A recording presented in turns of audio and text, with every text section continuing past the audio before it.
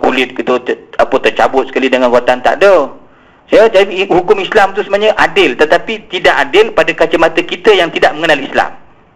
Kan orang kita yang alhamdulillah yang Allah bagi keutamaan untuk puasa, kita rasa puasa tu okey je, boleh je kita puasa berapa jam sangat pun kan. Okey je, tapi bagi orang yang tidak merasai kenikmatan puasa, dia rasa menyeksa betul puasa ni, leceh, susah. Bagi orang yang rasa harta tu dia punya, dia cari untuk dia kata tak ada hak orang lain, dia akan rasa susah, leceh, dan sebab isunya ialah dia tak faham. Maka kita tuan hari ini saya nak sebut, tidak ada ruang untuk kita tidak faham hari ini, sebab peluang untuk kita belajar, untuk kita bertanya, untuk kita mengkaji cukup banyak. Jadi jangan nanti dalam kubur, kenapa kau tak tahu? Tak ada ustaz, tak datang pun pejabat Risdah 3 tahun tak datang mengajar. Jangan salahkan ustaz, jangan salahkan imam, jangan salahkan apa-apa, sebab peluang untuk kita belajar, untuk kita tahu tuan cukup banyak. Jadi kembali tuan-tuan, asas kita tuan-tuan, kita kena jaga syahadah kita, la ilaha illallah. Jangan gugurkan syahadah kita dengan banyak perkara-perkara yang tanpa kita sedar tuan-tuan boleh menggugurkan akidah kita. Kan? Kita kata apalah, susahlah jadi perempuan ni, yang lelaki ni dia semua dia nak bodas semua kan. Apa tak sama agihan harta pusaka miras, kenapa tak sama, kenapa lelaki dapat 2, perempuan dapat 1. Ini semua tuan, pertikaian itu menyebabkan kadang-kadang tanpa kita sedar akidah kita boleh jatuh, na'udzubillah. Okey, baik Jadi itu yang pertama. Kemudian tuan, apa reaksi Sayyidina Muaz yang bersama Nabi SAW ketika itu? Dia kata, Rasulullah boleh tak saya, dia kata, Rasulullah boleh tak saya sampaikan cerita ni, hadis ni tadi, cerita siapa yang mengucap 2 kalimah syahadah masuk syurga, siapa yang mengucap 2 kalimah syahadah dia tak akan masuk neraka. Boleh tak saya sampaikan hadis ini kepada sahabat-sahabat yang lain, kepada masyarakat lain, agar mereka bergembira? Siapa tak nak masuk syurga tuan-tuan? Semua orang nak masuk syurga. Pula amal kita senangnya, mengucap je 2 kalimah syahadah boleh masuk syurga. Tuan-tuan Nabi SAW sebut tak boleh. Kenapa pula tak boleh pula sampaikan hadis ni? Sebab Nabi kata nanti bimbang mereka bertawakal buta. Ini gomah tuan-tuan kita ni. Nak masuk syurga tak ada amalan, nak masuk syurga tak ada ikhtiar. Kita bab dunia pun pandai kita usahakan, nak naik pangkat, kojo elok-elok, file hantar awal-awal siap-siap, KPI kita cukup, attendance kita okey, kursus kita sempurna, nak naik pangkat tuan. Bab dunia kenapa kita pandai ikhtiar? Akhirat pun tuan kena ikhtiar, kena usaha gigih lah.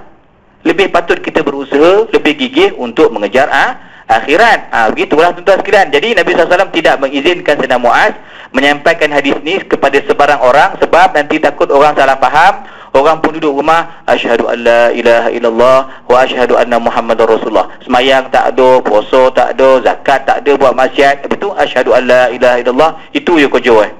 Faham? Jadi untuk mengelakkan orang salah faham, maka Nabi SAW tidak mengizinkan Sayyidina Muaz menyampaikan hadis ni kepada sebarang orang.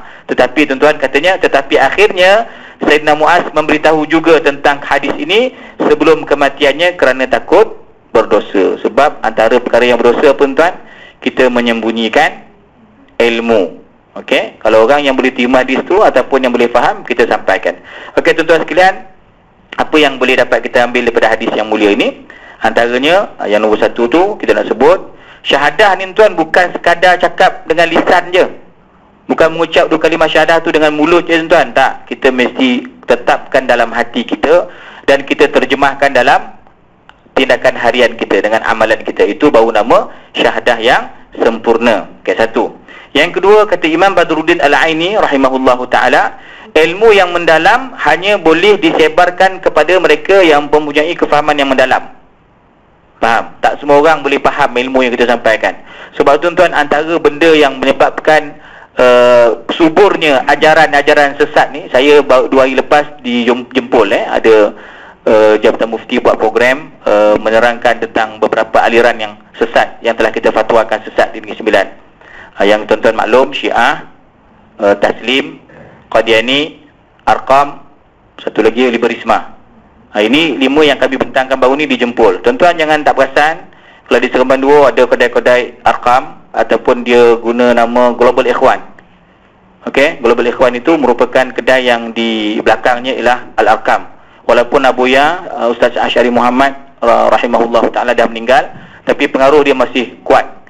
Siapa yang support dia, kita lah support dia. Kita beli barang dia, kita derma untuk anak yatim. Sebenarnya perkara tuan mereka buat itu untuk mengaburi mata masyarakat. Ya, dan kalau tuan-tuan baca surat khabar, kalau tuan-tuan tahu bahawa 2 bulan lepas lebih kurang Ummujah Dia telah ditangkap di mana? Umujah ni ditangkap tuan-tuan dekat Mekah. Hampir dipancung Tapi maknanya Allah panjangkan lagi umur dia. Dia sampai je dekat KLIA kena cukup dengan Jais. Datang kami Selangor lah. Ya, sebab tuan-tuan, satu dunia dah tahu penyelewengan Arkam ni. Penyelewengan ni bukan masalah. Saya suka Arkam ni sebab dia memperkenalkan tudung labu dengan jubah. Dulu dia, kalau siapa, saya dengar dulu antara orang-orang lama cerita, pernah bos di Risda ni dulu ada, pernah bos yang Arkam. Pernah. Saya dengar daripada Cik Din Risda lah, Cik Din. Dia cerita kasi ada ustaz dulu, kami pernah dapat bos. Saya pernah dapat bos, dia kata ada yang Arkam, ada bos Taslim pun ada. Tapi bos ni tak lah, tak ada apa-apa lah bos kan. Bos ni bukan Syiah, bukan Wahabi, bukan apa, dia ahli sunnah jemaah lah kan. Tuan-tuan saya dengar daripada cerita lama. Dia kata bos Taslim ni, kalau orang buat program tu tak pernah turun. Kalau orang sembahyang dia tak sembahyang. Taslim ni tak sembahyang tuan-tuan. Taslim ni pakai niat. Dia duduk depan TV tu sampai tengok 5 jongang tu dah angkat cenia je. Kan? Sampai tengok 5 jongang. Sudah tuan-tuan, lepas 2 saat tu, Assalamualaikum warahmatullahi wabarakatuh. Kau buat apa tadi? Kawan sebelah tanya. Dan solat lah. Dia solat apa tuan-tuan? Namanya solat daim. Ni siapa orang pilah ni lagi cemerlang lah ni. Sebab benda ni subur di Teraci belah pilah ni dulu. Sekarang saya tak tahulah setakat mana sekarang. Ditanya ibu. Sekarang saya tak tahu perkembangan yang latest, kita tak dapat aduan Tapi memang tuan-tuan, benda-benda ni dia sebab dia senang. Tak payah semayang, tak payah nak ikut-ikut syariat sangat. Kalau kahwin pun tak payah jumpa Tok Qadi. Kalau Syiah lagi senang, muta'ah je. Kan, tak payah nak isi-isi borang. Kadang-kadang jenis imam yang bongih tu kan, tak nak jumpa gitu kan. Masa nak nikah tu macam-macam soal tanya kita, bukan tahu benar kan, berdebar tak. Tuan-tuan dah lah tengok orang ramai malu ni kan, tak payah jawab. Tapi tuan-tuan, itulah dia keadaan dia. Ya, aliran-aliran yang sesat ni tuan, dia berkembang. Saya nak kongsi sikit. Sebab apa?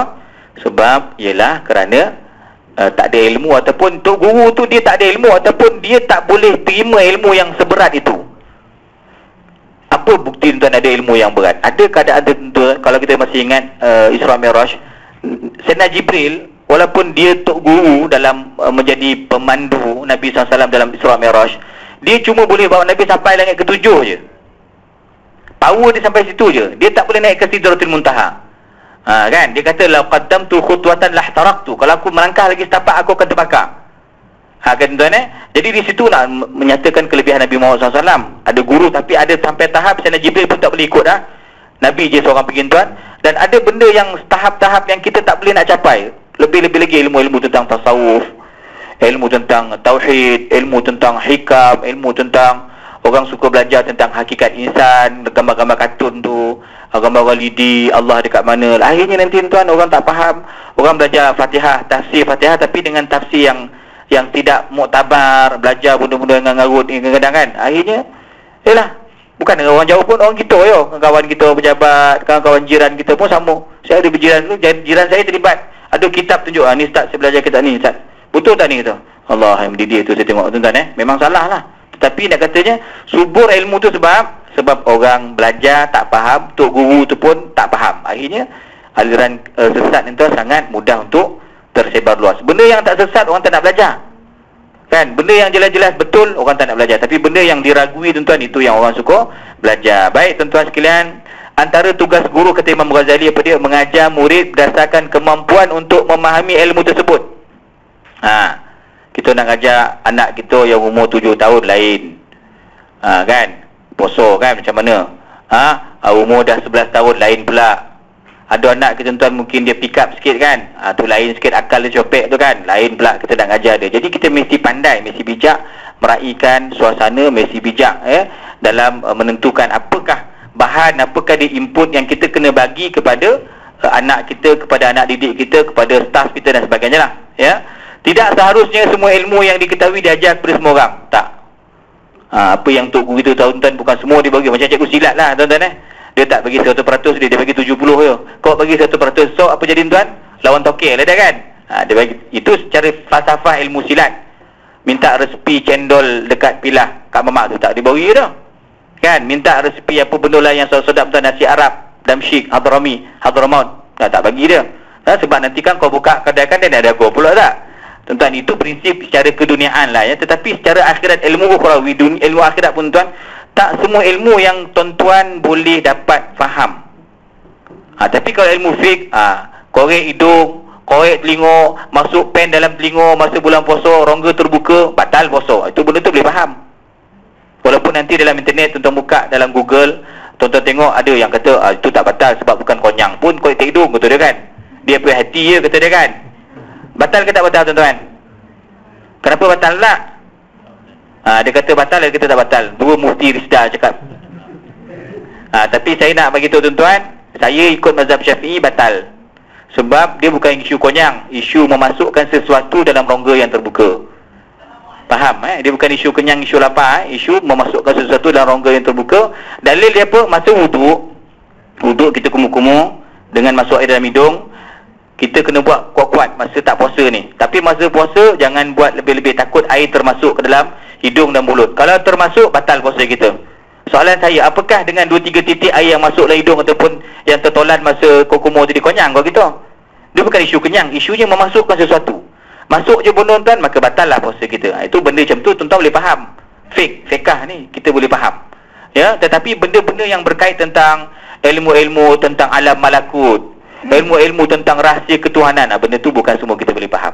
Benda yang senang-senang pun kita kadang-kadang tuan semabu tak kita nak faham kan. Okey, baik selesai. Menyembunyikan ilmu adalah satu dosa. Nombor 5. Tuan-tuan kalau tahu, kalau sampaikan. Jangan sembunyikan ilmu, berdosa. Tetapi menyampaikannya kepada orang yang tidak mampu memahaminya adalah lebih besar dosanya. Balik rumah kan kita ajar anak kita, tasawuf ni macam ni, Imam Ghazali, Syekh Abdul Qadir Jilani, macam mana nak taubang. Dia bukan boleh taubang pun, dia suruh nak ada taubang kan tuan-tuan. Jadi benda yang orang tak boleh faham, lagi besar dosa kalau kita sampaikan. Oleh itu ilmu hendaklah disampaikan kepada orang yang boleh memahaminya, agar tidak disalah ertikan atau disalah gunakan. Ini yang banyak berlaku tuan-tuan. Antaranya apa, orang yang tak nak semayang ni, dia bagi dalil Quran, wa'bud rabbaka hatta ya'tiyakal yaqin. Sembahlah Tuhanmu sampai kamu yakin. Dia kata ustaz yang semayang ni tak yakin, saya dah yakin dah semayang apa? Faham tuan-tuan? Sembahlah Tuhanmu sehingga kamu yakin. Jadi kenapa dia tak semayang? Sebab dia kata saya dah yakin pun nak semayang. Allah suruh kita semayang sampai kita yakin. Dah yakin tak payahlah semayang.